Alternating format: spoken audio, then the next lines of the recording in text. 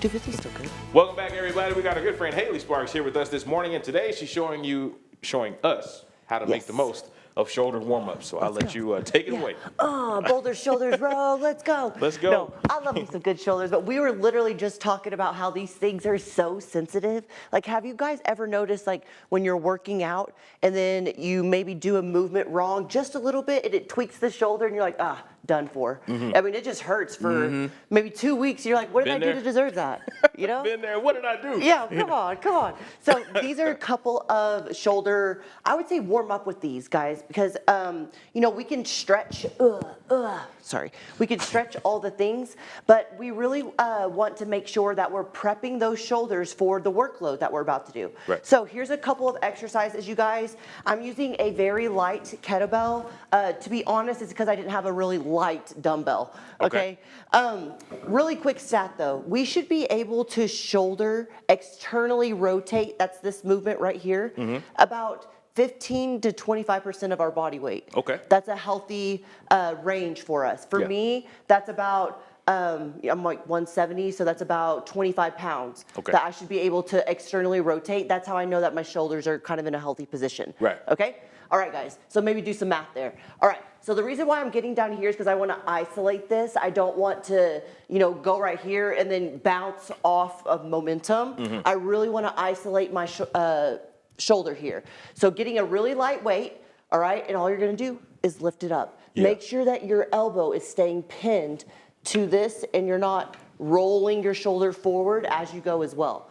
So here, down, and up. Again, with the dumbbell, it might be a little bit more easy. Oh, no, you're fine. Okay. And really quick, talk about why it's important not to, like, when you're pulling back up, why you shouldn't, like jerk it up real fast, because I see that a lot. Is the quickest way to yank those things. Oh, man. Make them feel really, really not good. Yes. That's exactly right, guys. Like, you might see people go here, and as they're going down, they're really rotating down, and then they're yanking up here. Yeah. You're not technically using that isolated rotator cuff. You're using a lot more, and you're not getting an isolated movement. You're going to end up hurting yourself because you're really not mind muscle focused and slow and control. Out of control, yeah. So you want to be slow and control with these movements. The next one, guys, this one's easy. You could actually just set it on your shoulder, okay? Ideally, we want a heavier weight. Like, I would be using a 35-pound kettlebell, guys. Right. This one's easy. It's called cars.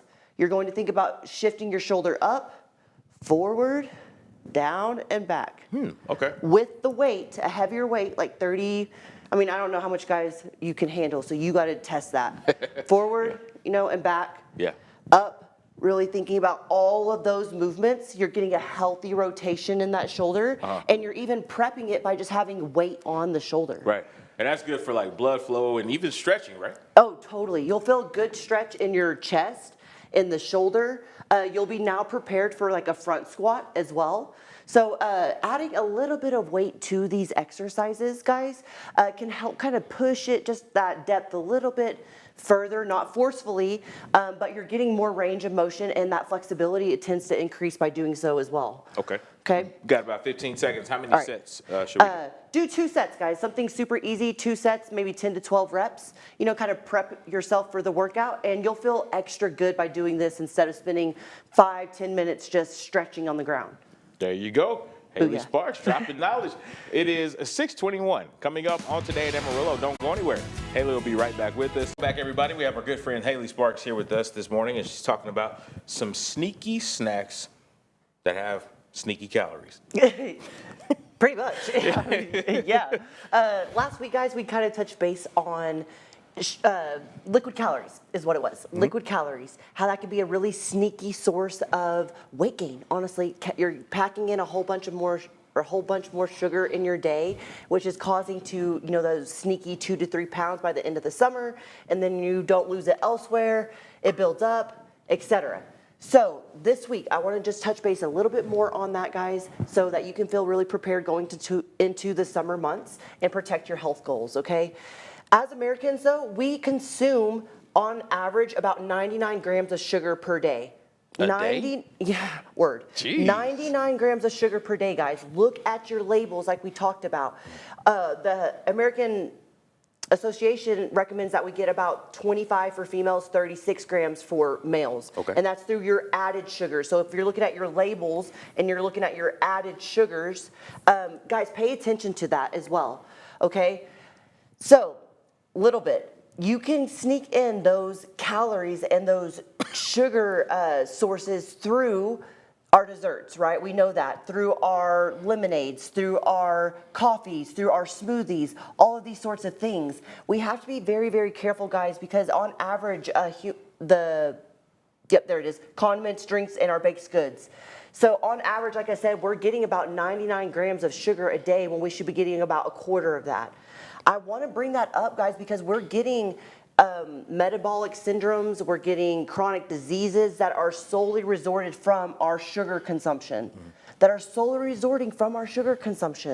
So type 2 diabetics, guys, we can reverse these diagnoses by getting less sugar in the day, more whole foods. Psychologically, our brain wants to have more liquids in the summer anyways because it's hotter.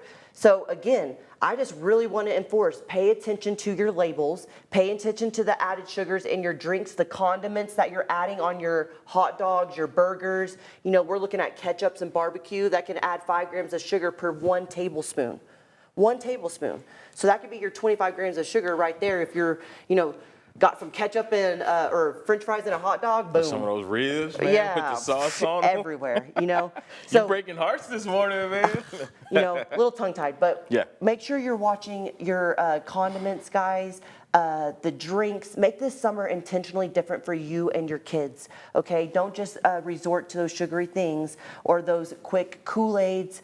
Capri Suns, those kinds of things, because we're just used to it. Check them out, look for the better option or the ones that have that 50% less sugar option. All right. Deal. Great stuff, Haley. Thank you so much. And for more information about these segments or Rebuild Life Coaching, you know where you can go, myhighplains.com. Well, Google